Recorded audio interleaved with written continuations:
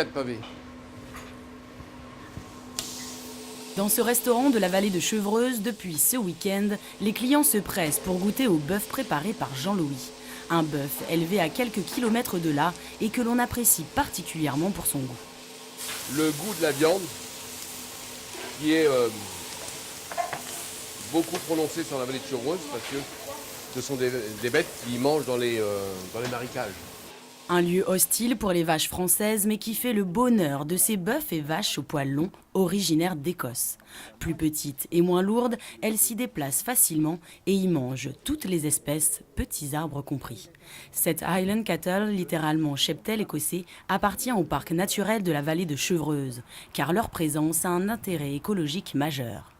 Pour nous, il s'agissait d'essayer d'expérimenter pour voir avec quelle race on pouvait entretenir ces milieux, car avec la déprise pastorale, en fait, progressivement, c'est la forêt qui s'installe.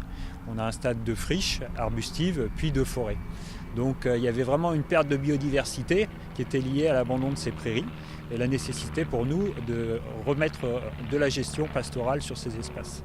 Ces espaces, délaissés par les agriculteurs, étaient à l'abandon depuis les années 60. Pourtant, l'humidité et le climat ont permis le développement d'une faune et d'une flore spécifiques à la moyenne montagne.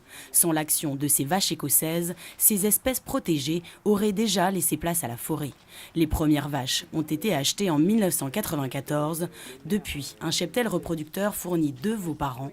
Le couple vit non loin de là, à Châteaufort. J'ai ici une surface de prairie qui est d'à peu près 10 hectares.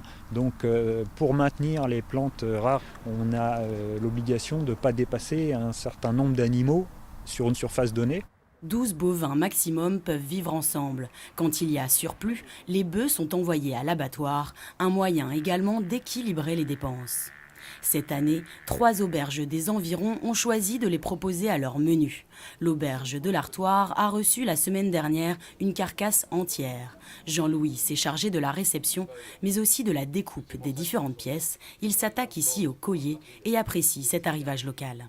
Elle n'a pas traîné dans les chambres froides, dans les frigos, n'importe où. Et puis bon, ça fait plaisir de travailler de la belle viande. Jean-Louis retrouve les joies de son premier métier, boucher. L'opération lui permet d'acheter local. Le reste de l'année, il propose généralement de la viande hollandaise, dont la qualité est plus constante au fil des mois que le bœuf français classique.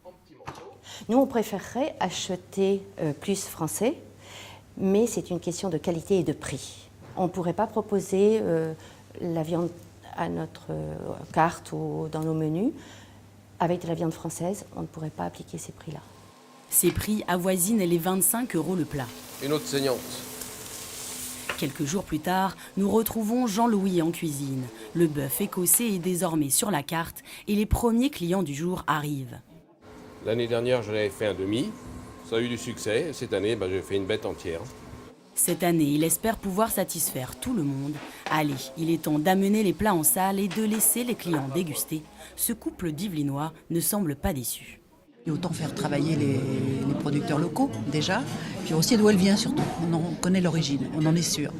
Du goût et de la qualité, seul point noir de ce circuit court, l'abattage. En Île-de-France, il n'existe plus aucun abattoir. Il faut désormais se rendre dans l'Orne, pas encore du 100% local.